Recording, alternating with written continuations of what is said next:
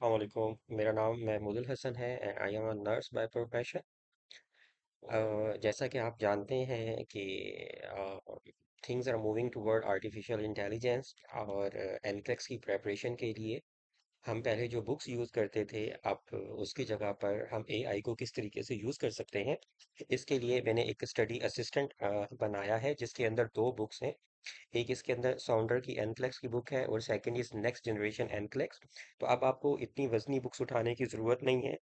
अब आपका जो सेल फोन है वही आपकी बुक है और आप इस चैट बोर्ड को कैसे यूज़ कर सकते हैं, मैं सिर्फ आपको एक छोटा सा डेमो देता हूँ। पहले हम इससे पूछते हैं कि इसमें इसके पास कौन कौन सी बुक्स हैं। और सबसे मज़े की बात यह है कि ये आपको जो आंसर देगा उन्हीं बुक्स में से ढूंढ कर देगा। तो इसके पास दो बुक्स हैं। Number one is साउंडर comprehensive review for NCLEX and second is strategies for student success.